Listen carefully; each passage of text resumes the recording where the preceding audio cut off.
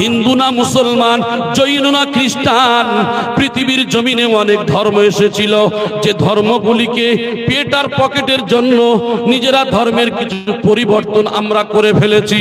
এই জন্য করে মহান স্রষ্টার অস্তিত্বকে রাখার জন্য আমি যে রব, আমি যে আছি একজন স্রষ্টা হিসাবে, অস্তিত্বকে বজায় রাখার জন্য চূড়ান্ত কিতাব হিসাবে কোরআন নাজিল করলো।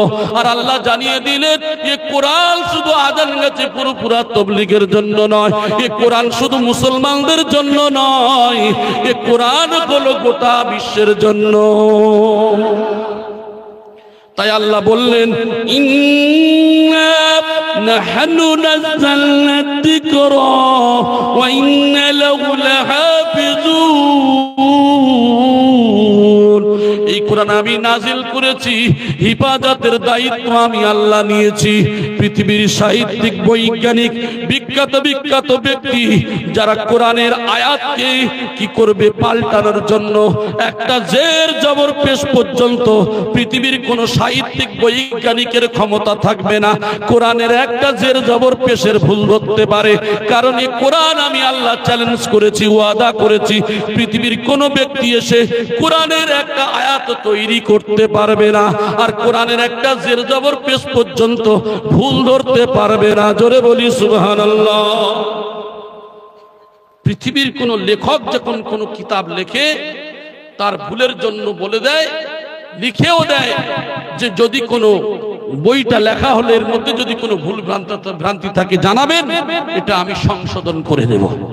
কিন্তু আল্লাহ বলছেন যে পৃথিবীর কোন সাহিত্যিক, বৈজ্ঞানিক, দার্শনিক যাই আসুক না কেন, চ্যালেঞ্জ করে বলছেন তোমরা, আমি আল্লাহ, আমি ছাড়া কারোর সাহায্য নাও, কোরআনের একটা আয়াত তোমরা তৈরি করতে পারবে না। জোরে বলেন সুবহানাল্লাহ।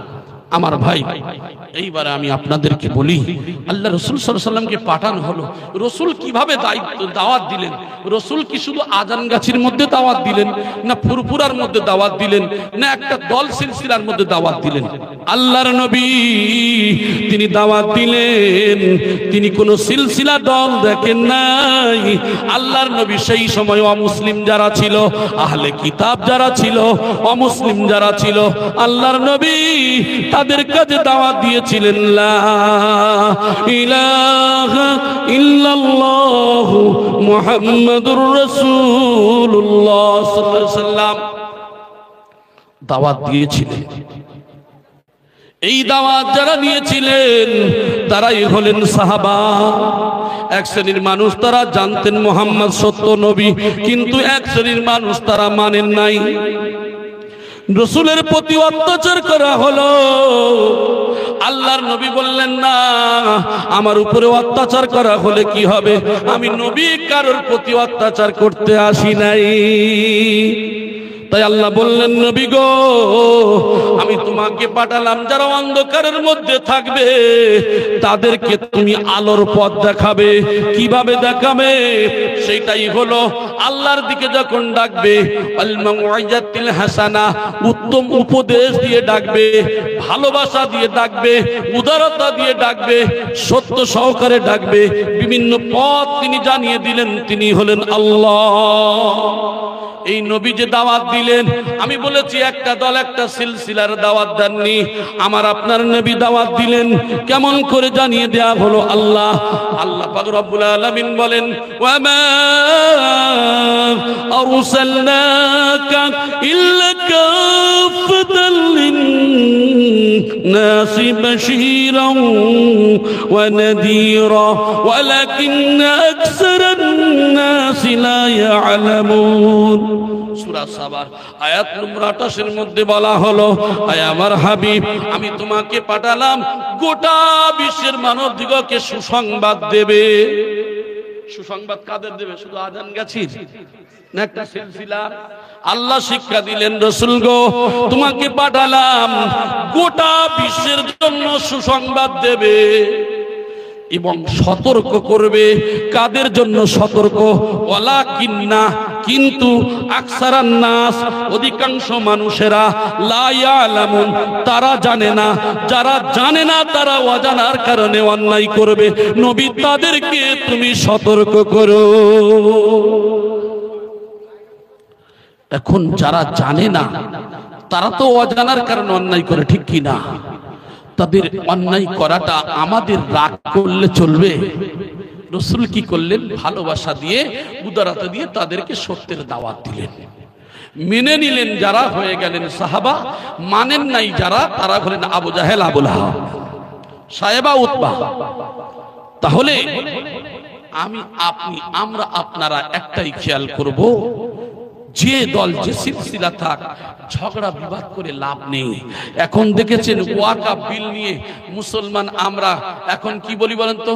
আজকের থাক, কোন দল বাদ দেন, সব বাদ দিয়ে আমরা কি করব? আমাদের কোন দল সিলসিলা নাই, আমরা হলাম মুসলমান, এক জায়গায় হতে হবে। কোরআন 1450 বছর আগে বলেছে, কোনদিন মানি নাই। কি করেছি? শুধু বলেছি ও দল মার খায় খাক, আমি যাব না, ও মার খায় খাক, আমি যাব না, এই করে ওই করে, বিভিন্ন দলে দলে মুসলমান বিভক্ত। আর এখন মুসলমানের দেয়ালে পিঠ থেকে গেছে, এখন বলছে দল বাদ দিয়ে সব এক জায়গায় হও। এতদিন কোরআনের আইন মানে নাই। কোরআন বলেছে ওয়াতাসিবু বিহাবলিল্লাহি জামিআ, আমার রজ্জু কোরআনকে একতাবদ্ধভাবে, দলবদ্ধভাবে ধরো। ওয়ালা তাফাররাকু, পরস্পর বিচ্ছিন্ন হয়ো না, দলাদলি করো না। জোরে বলি সুবহানাল্লাহ। আমার আপনার রাসূল কি করলেন? এই দ্বীনের দাওয়াত দিলেন। তিনি কোন দল সিলসিলা দেখেন নাই, তিনি কি করেছেন? আহলে কিতাবদের কাছে, সেই সময় অমুসলিমদের কাছেও এই কলেমার দাওয়াত দিয়েছিলেন। আজকের সুফি মুফতি আজানগাছি রহমাতুল্লাহ আলাইহি তাই বলেন, বাবা তোমার দল জামাত ছাড়তে হবে না, বরং সমস্ত পৃথিবীর ওলামা সমাজকে হাতে হাত মিলিয়ে, কাঁধে কাঁধ মিলিয়ে, যে যার দল তার মাথায় থাক, সম্মানের সঙ্গে থাক, কিন্তু ওলামা সমাজ এক জায়গায় হাতে হাত মিলিয়ে, কাঁধে কাঁধ মিলিয়ে আমাদের কাজ হবে এই কোরআন ও হাদিসকে বিশ্বের বুকে প্রচার ও প্রসার করা, হিংসা বিদ্বেষকে দূরীভূত করতে হবে। তাই সুফি মুফতি আজানগাছি রহমাতুল্লাহ আলাইহি এই কথা বলেছেন। আমরা সেই সিলসিলাকে অনেকেই না জেনে বলি এরা আজানগাছিরা হলো বিদআতি দল। আজানগাছিরা কি? বিদআতি দল। কেন বলে? এরা বলে বিনা পয়সার লোক। এখানে লেখা আছে মনে হয়, এখানে লেখা নেই আপনার। আমাদের যেসব ফেস্টন থাকে, লেখা থাকে নিচে, বিনা পয়সায় দিন দুনিয়ার শান্তি ও মঙ্গল। বলে পাগল আছে এরা, বিনা পয়সায় কিছু হয় নাকি? আরে চাল কিনতে গেলে টাকা লাগে, ডাল কিনতে গেলে টাকা লাগে, বিভিন্ন কথা। আচ্ছা, আজানগাছি রহমাতুল্লাহ আলাইহি মৌলানা পাস করলেন, মুফতি পাস করলেন, তিনি 14 বছর সুরির জঙ্গলে সাধনা করলেন, 8 জন কামিলিনের খেদমত করলেন, তারপরে এই ভাষাটা বললেন। আমরা তার থেকে অতিরিক্ত চালাক কিনা কি কথা বলেন? কারণ চালাক না হলে তো আমরা ঠাট্টা করতাম না। তিনি বললেন বিনা পয়সায় দিন ও দুনিয়ার শান্তি ও মঙ্গল। আমরা কি করছি? চাল কিনতে গেলে টাকা লাগে, ডাল কিনতে গেলে টাকা লাগে, মাইক প্যান্ডেল করতে গেলে টাকা লাগে। আপনারা ইউটিউব অনেক সময় শুনেছেন, আমার একজন ভাই এটাকে নিয়ে ঠাট্টা করেছিলেন। কোন এক সময়ে তিনি বলেছিলেন যে আমার সঙ্গে মুনাজারা করতে এসেছিল, মুনাজারা করতে এসে এখন আমি বলেছি যে লুঙ্গিটা পরে এসেছে, লুঙ্গিটা খুলে রাখবে, তারপর আমার সঙ্গে মুনাজারায় বসবে, কারণ ওই লুঙ্গিটা কিনতে পয়সা লেগেছে।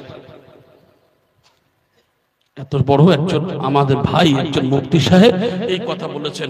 তবে আমাদের হুজুর কেবলার একটা খুব কড়া নির্দেশ, যে কোন দল সিলসিলার বিরুদ্ধে কঠোর নিষেধ, যে কাউকে ঠাট্টা গীবত গিল্লা করে কোনো কথা বলা যাবে না, বরং কোরআন হাদিসের কথা বলবে। সে তোমার ভাই, যদি কারোর মধ্যে কোনো ভুল থাকে সে নিজেকে শুধরে নিয়ে নিজের ভাই মনে করে সঠিক পথে চলার চেষ্টা করবে। এটাই হলো ইসলাম। জোরে বলেন সুবহানাল্লাহ। তো এটা খুব সাবলীল ভাষায় এর উত্তরটা আমি দিয়েছিলাম। তবে আশিক ভাই ইনি ওই চ্যানেলে ছেড়েছিলেন, তবে ওই ফটো এক জায়গা দিয়ে ছেড়েছিলেন। দেখেন কত কঠোর ভাবে আমাদের কামেল মুর্শিদ তিনি লক্ষ্য রাখেন যে ভাই এক জায়গায় ফটো দিয়ে ছাড়লে মনে কষ্ট হবে, তার কি হবে, অবমাননা টাইপের একটা কোনো কষ্ট হতে পারে। এটাকে কি করবে? এই ফটোটাকে সরিয়ে দাও। জোরে বলেন সুবহানাল্লাহ। কেমন কামেল ওলি আল্লাহ দেখেন। হ্যাঁ, উত্তরটা কি দিয়েছিলাম? উত্তরটা এটাই দিয়েছিলাম।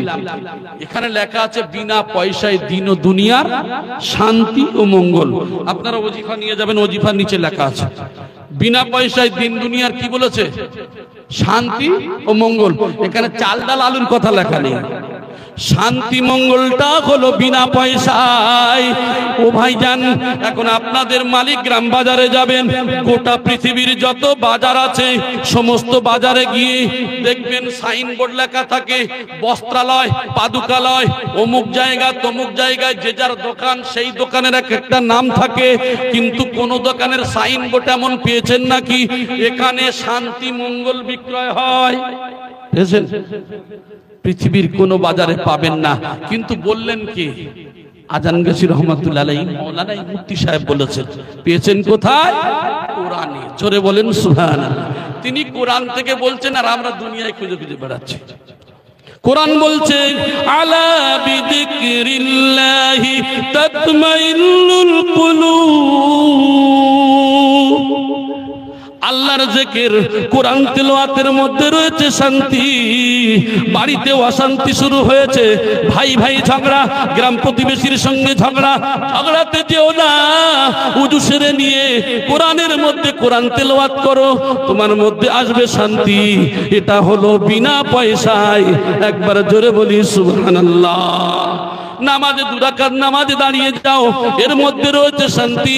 হাদিসের মধ্যে এসেছে ক্বালা কাসরাতুয যিকরিল মাউত ওয়া তিলওয়াতিল কোরআন। শান্তি আছে কোথায়? জিকিরের মধ্যে। শান্তি আছে কোথায়? কোরআন তেলাওয়াতের মধ্যে। শান্তি আছে কোথায়? মৃত্যুর স্মরণের মধ্যে। তিনি কোরআন ও হাদিস থেকে নিয়ে কথা বললেন, আর আমরা দুনিয়ায় চাল ডাল আলু খুঁজে বেড়াচ্ছি। আমার সোনার ভাইয়েরা, এই জন্য করে সে যে কোনো ওলি আল্লাহ হোক, যে সিলসিলারই হোক, যখন কোনো উত্তম মানুষ কোনো কথা বলবেন, বরং ঠাট্টা গীবত গিল্লা করবেন না। যে সিলসিলারই হোক, আমাদের কাজ হবে মনে করতে হবে আমি পাপী, কিছু বুঝি না, আমি অদম, আমার সেই জ্ঞান নাই। নিজেকে নিজে অনেক ছোট মনে করবেন, কারণ যদি আপনার না জানা থাকে, ফাসআলু আহলা যিকরি ইন কুনতুম লা তা'লামুন, যেটা তুমি জানো না জ্ঞানীদের কাছে থেকে জেনে নাও। এখানে এমন একজন সাধারণ মানুষ আছে যেটা সে জানে আমি জানি না, আমি যেটা জানি সে জানে না। অতএব দুর্বল মানুষকে দুর্বল মনে করো না। ইসলাম সবার সমান অধিকার দিয়েছে। একবার জোরে বলি সুবহানাল্লাহ। আমার ভাইজানেরা, তো যে কথা বলছিলাম, আল্লাহর রাসূলকে পাঠানো হলো গোটা বিশ্বের জন্য। সেই রাসূল আসলেন, গোটা বিশ্বের মানুষের কাছে দাওয়াত দিলেন। এই দাওয়াত দিলেন মুফতি আজানগাছি রহমাতুল্লাহ আলাইহি। এখন আপনারা অনেকেই জানেন, বলে আপনাদের আজানগাছিদের গোশত খাওয়া হারাম না নাজায়েজ। আপনাদের আলুর দম করে কেন? বলে না, বলে না। আমার সোনার ভাই, ভালো করে শুনুন, কোরআন শুধু মুসলমানদের না, গোটা বিশ্বের বলেছি, গোটা বিশ্বের জন্য। মুহাম্মদ সাল্লাল্লাহু আলাইহি সাল্লাম যে এসেছেন, ইনি হলেন গোটা বিশ্বের জন্য। সুমতি মাতাময়ী মমতাময়ী দিবস শরীদ শুক্লপক্ষ 12 রবিউল আউয়াল দাদ শরীফে নমস্তাশায়ন মহানমা। সুমতির গর্ভে আসবেন তিনি কে? তিনি হলেন সেই ব্যক্তি নরাশংস। নর মানে মানুষ, শাংস মানে প্রশংসিত মানুষ। তিনি হলেন মুহাম্মদ সাল্লাল্লাহু আলাইহি ওয়াসাল্লাম। কার গর্ভে আসবেন? সুমতির গর্ভে আসবেন। সুমতি শব্দের অর্থ হলো শান্তিপূর্ণ অচঞ্চল নারী। তিনি হলেন আমিনা। আরবি শব্দ হলো আমিনা, যার মানে হলো শান্তিপূর্ণ অচঞ্চল নারী। তার গর্ভে আসবেন তিনি হলেন মুহাম্মদ সাল্লাল্লাহু আলাইহি ওয়াসাল্লাম। ইনি আসবেন কিসের জন্য? যে সময় রাজারা হবে ডাকাতের মতো, যে সময় অন্ধকারের যুগ নেমে আসবে, মুহাম্মদ সাল্লাল্লাহু আলাইহি ওয়াসাল্লাম আসবেন আলো ফোটাতে। জোরে বলেন সুবহানাল্লাহ। এ রাসূল যে আসলেন, ইনি গোটা বিশ্বের মানুষকে দাওয়াত দিলেন। ইনি কোন ধর্ম দেখলেন না, সিলসিলা তো দূরের কথা। আজকে অনেকেই চিন্তা করছেন আপনাদের আলুর দম খাওয়া, আপনাদের গোশত খাওয়া হারাম। আসলে হারাম নয় আর নাজায়েজ নয়। গোশত আপনি খান না, আগে খান পরে খান, সব সময় খাচ্ছেন তো, যত পারেন খান না। কিন্তু এই মজলিসে কেন এই তাবারুকটা সবাই একসঙ্গে এই নিরামিষটা কেন করেছেন? আমি বলেছি কোরআন যেমন সবার, রাসূল যেমন সবার, এখানে সমস্ত ধর্মের মানুষকে দাওয়াত করা হয়। এখানে আজানগাছি ফুরফুরা তবলিগ শুধু নয়, আপনাদের এলাকায় হয়তো নেই, কিন্তু অন্যান্য জায়গায় হিন্দু, জৈন, খ্রিস্টান যে এলাকা সবার দাওয়াত করা হয়। আর এখানে আসার পরে কোরআন তাদের ধর্ম নয়, কি বলে কোরআন তারা শুনবে, হাদিসের কথা তারা শুনবে, আর খাবার সময় যেন না বঞ্চিত হয়ে যায়। এই জন্য করে সুফি আজম গাছী রহমাতুল্লাহ আলাইহি ন্যূনতম একটা খাদ্য করেছেন, যেটা নিরামিষের ব্যবস্থা, যাতে কোরআনও শুনবে, রসুলের হাদিসও শুনবে, খাবার সময় যেন না বঞ্চিত হয়ে যায়, তাই তিনি নিরামিষের ব্যবস্থা করেছেন। জোরে বলি সুবহান। ডায়মন্ড হারবার এলাকায় একজন ভাই আমাকে বলছেন, তাহলে মুরগি করতে পারতেন, মুরগি করতে পারতেন। তখন আমি বলেছিলাম, এখন খাওয়ার না খাওয়া জায়েজ না জায়েজ আমি পরে যাব। এখন যারা দেখবেন আপনার বৌদ্ধ ধর্মের ভাই, এরা বলে জীব হত্যা মহাপাপ, এখন মুরগি হলে এরা তো খাবে না। শাকসবজি উমুক তুমুক যে আছে, যে কাটে বা খায়, এ সম্পর্কে অনেক যুক্তি আছে, আমি সেদিকে যাচ্ছি না। তবে বলার উদ্দেশ্য হলো, যদি মুরগি হয় তারা খাবে কেন? জীব হত্যা মহাপাপ তাদের ধর্মের মধ্যে। তাই ন্যূনতম যে খাদ্যটা করেছেন, এখানে যে আসবে সে এখানে কোরআন ও হাদিসের কথা শুনবে, খাওয়ার সময় তারা মাহরুম বা বঞ্চিত হবে না, এক জায়গায় কাঁধে কাঁধ মিলিয়ে তারাও খেতে পারবে। জোরে বলেন সুবহান। আমার সোনার ভাইয়েরা, এখন আমি আপনাদেরকে বলি, অনেকেই বলে আজানগাছিরা এরা হলো বিদআতি দল। কারণ এই মজলিসে যখন বসা হয়, বলা হয় যে বাবা তুমি উযু সেরে 2 রাকাত নফল নামাজ পড়ে বসো, বলে এই জন্য করে বলে এরা বেদাত। আচ্ছা বলেন তো দেখি, ইসলাম পবিত্র ধর্ম না অপবিত্র বলেন? আল্লাহ পাক, রসুল পাক, ধর্মের সব কিছু হবে পাক। এই জন্য করে ও বাবা, ফাগসিলু উজুহাকুম ওয়া আইদিয়াকুম ইলাল মারাফিক ওয়ামসাহু বিরুসিকুম ওয়া আরজুলাকুম ইলাল কাবাইন। ও বাবা, তুমি অনেক মানুষ যারা ফ্রি ফায়ারে ব্যস্ত, অনেক জায়গায় যারা মদের বোতল নিয়ে বসে আছে, আর আল্লাহ পাক রব্বুল আলামিন তোমাকে কবুল করে নিয়ে রাসূল বলেছেন জান্নাতের বাগান, জান্নাতের বাগানে তুমি এসে গেছো। অতএব এই জান্নাতের বাগানে তুমি আসবে ওযু সেরে পবিত্র হয়ে এই মজলিসে এসে 2 রাকাত নফল নামাজ পড়বে আর শুকরিয়া আদায় করবে। আল্লাহ, কত মানুষ কত জায়গায় রয়েছে, আর আজকে আমার সময় বার করে নিয়ে আপনার জান্নাতের বাগানে পৌঁছে দিয়েছেন, এই শুকরিয়ার জন্য 2 রাকাত নামাজ পড়ছি। অনেকেই বলে এটা হলো বিদআত, অথচ নফল নামাজ সম্পর্কে 200-400 হাদিস আলোচনা করা যাবে। 200-400 হাদিস। আমি এখন থেকে দাঁড়িয়ে যদি আপনাদের সারা রাত বক্তৃতা করি, কোরআন হাদিস থেকে বলতে বলতে রাত পরিষ্কার হয়ে যাবে। কারণ ইসলাম তো ছোটখাটো বিষয় নয়। ইসলামের প্রত্যেকটা কাজ, প্রত্যেকটা জিনিস, প্রত্যেকটার মধ্যে সায়েন্স রয়েছে, প্রত্যেকটার মধ্যে যুক্তি রয়েছে, প্রত্যেকটার জিনিসের মধ্যে মানুষ আমরা তো বোঝাতে পারি না আর বুঝতে পারি না, যার কারণে আমাদের মধ্যে যত অশান্তি আর অশান্তি চলছে। আসলে এই অশান্তি শান্তি ফিরে আসবে যদি আমরা কোরআনের ছায়াতলে এসে একে অপরের মহব্বত করে হাতকে উজাড় করে বুকে টেনে নিই, দেখবেন থাকতে পারে না কোনো অশান্তি। ইসলাম তো শান্তি দেয়। জোরে বলেন সুবহান। আমার ভাই, তাহলে আমরা হাক্কানি আঞ্জুমানকে অনেকে অনেক কথা বলি, আর সেই হাক্কানি আঞ্জুমান কি দোয়া করছেন দেখেন, ইলাহি রহমত জ্যাদা কর কিয়ামত তক তমাম আলম পর। আল্লাহ, শুধু আজানগাছি নয়, ফুরফুরা নয়, তবলিগ নয়, আল্লাহ গো পৃথিবীর জমিনে মানুষ থেকে নিয়ে কত জঙ্গলের প্রাণী রয়েছে যাদের কত কষ্টের মধ্যে রয়েছে, পুকুরের মধ্যে কত প্রাণী রয়েছে, এই জমিনে মাটির সঙ্গে কত কীট পতঙ্গ রয়েছে যেগুলি মাইক্রোস্কোপ দিয়ে দেখতে হয়, চোখে দেখা যায় না।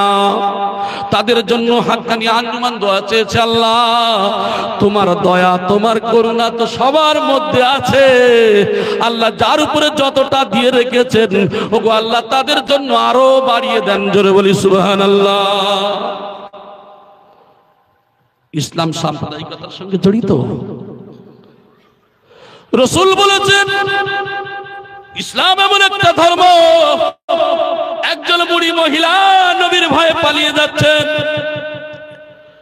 নবীর ভয়ে পালিয়ে যাচ্ছেন, আল্লাহর নবীর সঙ্গে দেখা। বুড়িমা আপনি কোথায় যাবেন? বলে বাবারে, মুহাম্মদ নামে এমন একজন ডেঞ্জার ব্যক্তি, যার সম্পর্কে শুনলাম এত ডেঞ্জার, যার ভয়ে আমি পালিয়ে যাচ্ছি। বলছে বুড়িমা আপনার গাড়লি পুড়লি তো অনেকগুলি, আপনি আমার মাথায় তুলে দেন। আল্লাহর নবী নিজে ঘাড়ে আর মাথায় করে নিয়ে বুড়িমার গাড়লি পুড়লি গুলো নিয়ে যায়। আর বুড়িমা বলে মুহাম্মদ না জন্ম নিয়ে তুমি মুহাম্মদ হলে কতই না ভালো হতো। আল্লাহর নবী কোনো কথা বলেন না, গন্তব্যস্থলে পৌঁছে দিলেন। পৌঁছে দিয়ে আল্লাহর নবী চলে আসছেন। আর বুড়িমা বলছে বাবারে, তোমার নাম পরিচয় জানা হলো না, একটু দাঁড়াও বাবা। ওই সময় বলছে বাবা তোমার নাম পরিচয় তো জানা হলো না। বলে বুড়িমা আমি আমার নাম পরিচয় আপনার কাছে কি দেব? বুড়িমা আপনি যে মুহাম্মাদের ভয়ে পালিয়ে যাচ্ছেন, আমি হলাম সেই হতভাগা মুহাম্মদ। বুড়িমার চোখ থেকে পানি এসে গেল। বুড়িমা এই সময় বলে বাবারে, আমি মক্কার মানুষদের মুখে শুনেছি তুমি হলে ডেঞ্জার, কিন্তু আমি স্বচক্ষে দেখলাম তোমার আদর্শ উত্তম আদর্শ। ও বেটা মুহাম্মদ, আমি ভুল বুঝেছি বাবা, তুমি আমার ইমানি কলেমাটা পড়িয়ে দাও। কলেমা পড়ে দিলেন আশহাদু আল্লাহ ইলাহা ইল্লাল্লাহু ওয়া আশহাদু আন্না মুহাম্মাদান আবদুহু ওয়া রাসূলুহু। একবার জোরে বলি সুবহানাল্লাহ। ও আমার ভাই জানেরা, তাই বলা হলো আল্লাহর নবীর সম্পর্কে বলা হলো লা ইলাহা গরপিত পাপম ইল্লো ইলাহা পরম পাদম জন্ম বৈকুণ্ঠ পরপইরুতি তজপিনাম মুহাম্মদ। লা ইলাহা ইল্লাল্লাহ, আল্লাহ ছাড়া কোনো মাবুদ নাই। মুহাম্মদ এত প্রশংসিত নাম, মুখে যদি জপ করে স্বর্গে যাওয়া যায়। হিন্দু ধর্মের মধ্যে উল্লেখ করা আছে মুহাম্মাদের নাম যদি মুখে জপ করে স্বর্গে যাবে। আর মুসলমান নবীর নাম নিয়ে দরুদ পড়তে জানে না, আছে না নাই? যে নবীর চরিত্র হলো উত্তম আদর্শ, উত্তম চরিত্র, সেই নবী আমার রাসূল আমার দিনের দাওয়াত দিলেন লা ইলাহা ইল্লাল্লাহ মুহাম্মাদুর রাসূলুল্লাহ সাল্লাল্লাহু আলাইহি ওয়াসাল্লাম। কিন্তু আমরা মুসলমান, আমরা দল নিয়ে পড়ে আছি আর দল নিয়ে ঝগড়াঝাটি করি। মুসলমান মুসলমানে লাটালাটি, মুসলমান মুসলমানে মারামারি। আমরা বলি কি মুসলমান মারা গেলে বলে ফি, মুসলমান মারা গেলে বলি ইন্না লিল্লাহি ওয়া ইন্না ইলাইহি রাজিউন। হিন্দু ভাইরা মারা গেলে অনেকেই বলে বলে ফি নারি জাহান্নামা খালিদিনা ফিহা। এর বেলা হলো ইন্না লিল্লাহ, আর ওর বেলা হলো ফিনারে জাহান্নাম। আপনাদের এলাকায় হয় না, আমাদের দক্ষিণ 24 পরগনার কথা বলছি। এই যে এর বেলা হলো ফিনারে জাহান্নাম কেন? বলে আমরা কলেমা পড়েছি বলে তাই, আর ওরা কলেমা পড়ে না বলে তাই। ওরে কত মুসলমান আছে কলেমা জানে না, আছে না নাই? এমন মুসলমান আছে যারা কলেমা জানে না, কিন্তু মুসলমান তুমি কলেমা পড়ো আরবিতে।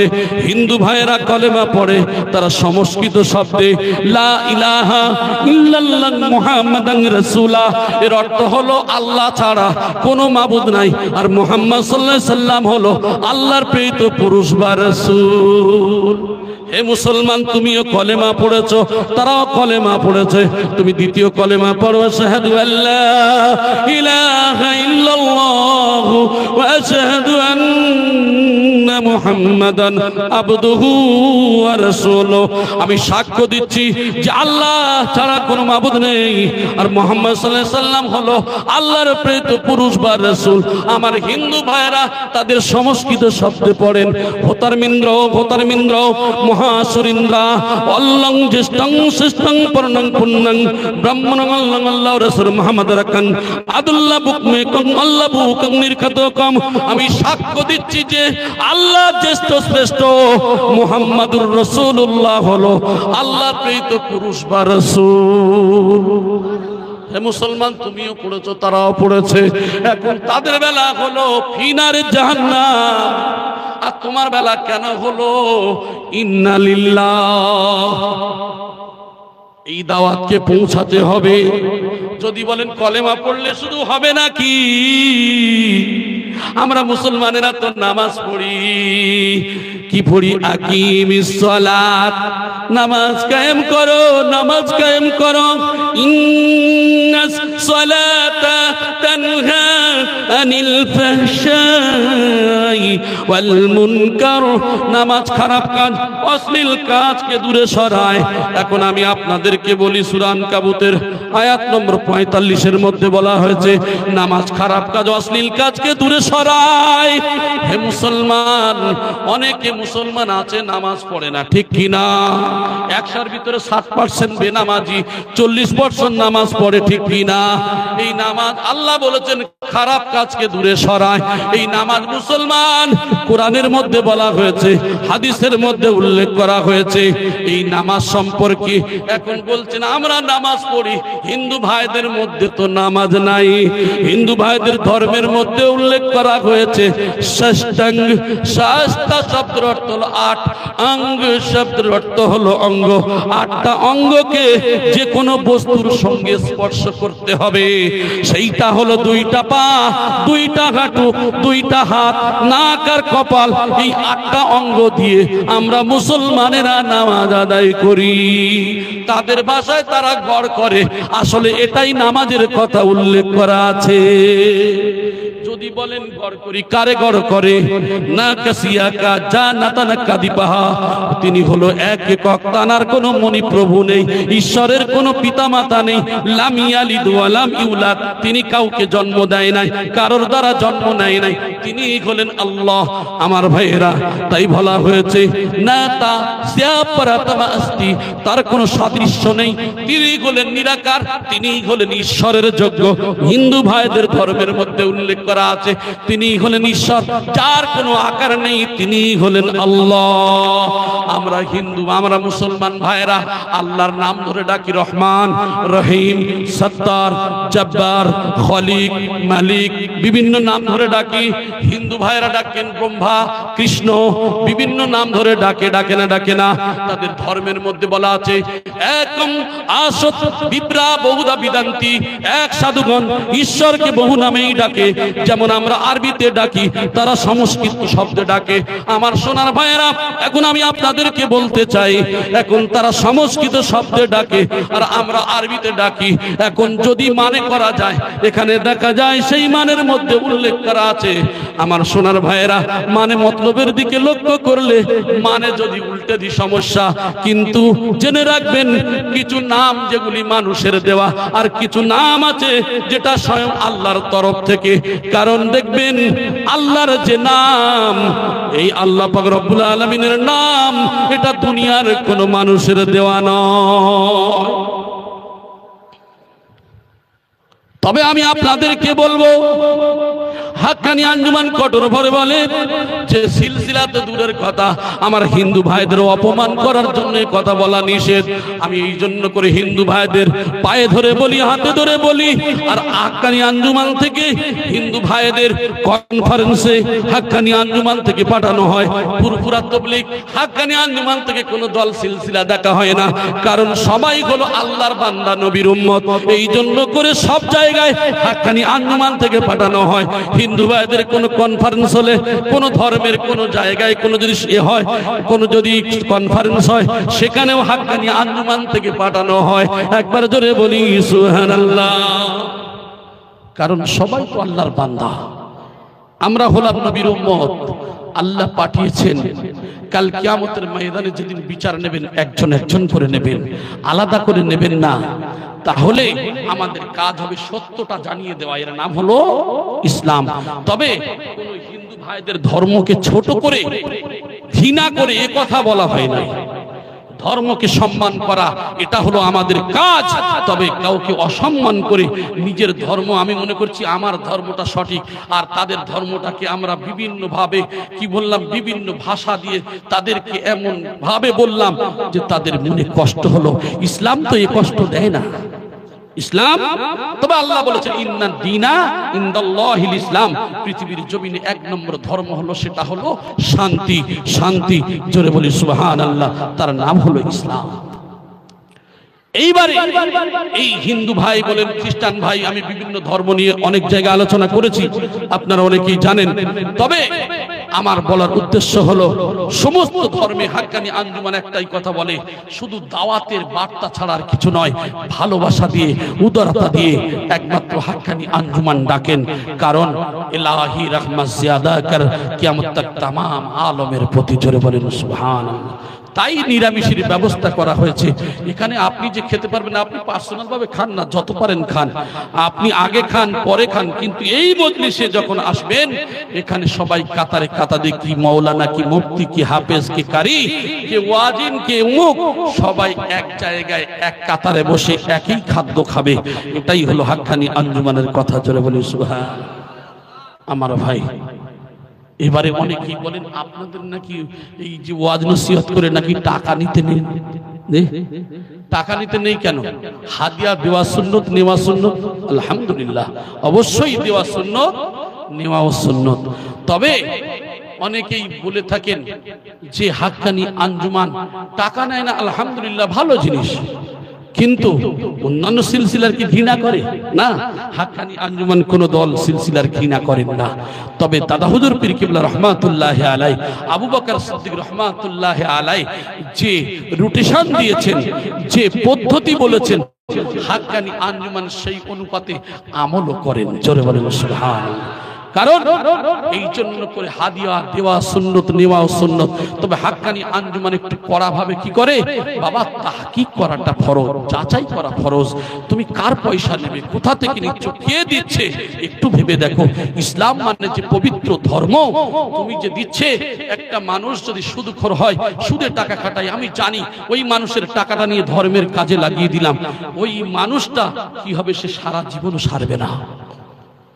বরং যদি মনে করেন তার মোহাব্বত করে, ভালোবাসা দিয়ে, মুখে চুম্বন করে যদি বলেন, সোনার ভাই, আপনিও মুসলমান, আমিও মুসলমান, আমি জানি আপনি অনেক কষ্ট করেন, আপনি যেহেতু এমন একটা কাজ করেন, আপনি কিন্তু আল্লাহর শত্রু, নবীরও শত্রু, অতএব আপনি এই খারাপ কাজ করে আপনি দোজখে যাবেন, জাহান্নামে যাবেন। আমি আপনার ভাই, পাড়া প্রতিবেশী হিসেবে আপনাকে জাহান্নামে দিতে পারি না। আপনি যেহেতু আল্লাহ আমার যতটুকু জ্ঞান দিয়েছে, সোনার ভাই, আপনি এটাকে পরহেজ করেন, ছেড়ে দেন, এই পথটা আপনি ছেড়ে দেন। আলহামদুলিল্লাহ, আপনি হালাল ব্যবসা করেন, হালাল ব্যবসাতে বরকত দেবেন কে? আল্লাহ। এই মানুষের ভালোবাসা দিয়ে যখন বোঝাবেন, দেখেন ওই মানুষটা আস্তে আস্তে করে সে চেষ্টা করবে, আপনার ত্যাগের কারণে, আপনার ভালোবাসা দেওয়ার কারণে ওই মানুষের পরিবর্তন আল্লাহ করিয়ে দেবেন, জোরে বলেন সুবহানাল্লাহ। হেদায়েতের মালিক আল্লাহ, কিন্তু হেদায়েতের নিয়ত নিয়ে বসতে হবে। হেদায়েত দেওয়ার মালিক হলেন আল্লাহ। তবে হেদায়েতের নিয়ত যদি নিজের না থাকে, যদি বলি আল্লাহ খাওয়ানোর মালিক, আমি হাত পা গুটিয়ে বসে থাকবো, আল্লাহ খাওয়াবে বলে বলেছেন নাকি? আল্লাহ হাত দিয়েছেন, পা দিয়েছে, ফান্তাশিরু ফিল আরদ, আল্লাহ জমিনে বিচরণ করতে বলেছেন, আপনি বসে বসে বলছেন বিরিয়ানি খাবো। এটা সম্ভব নয়, অসম্ভব।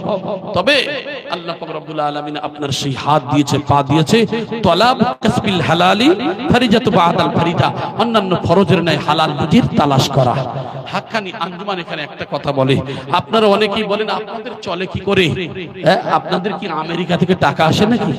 অনেক জায়গায় বলে, আপনারা ওয়াজ নসিহত করে টাকা নেন না, আপনাদের কি আমেরিকা থেকে টাকা আসে? আপনি বাড়ি গিয়ে 1 কোটি টাকা নিয়ে লুকিয়ে দেবেন তো আমাদের হাতে। আমাকে চেনেন আপনারা, আর একজনকে দেবেন, লুকিয়ে দেবেন 1 কোটি টাকা দিয়ে, বলবেন হুজুর আপনার একটা হাদিয়া দিচ্ছি। বলবে ভাই আপনার হাদিয়াটা আপনি রাখুন। কেন? তার আপনি হাদিয়া দেবেন, টাকা দেবেন, ফের আপনার জিজ্ঞাসা করবে আপনি নামাজ পড়েন? সুদের সঙ্গে কোনো সম্পর্ক আছে? আপনার যা ঘাটানো শুরু করে মনে করে, বাবা ই আবার কে রে, টাকাও দেবো, পরে এতগুলো হিসাব দিতে হবে।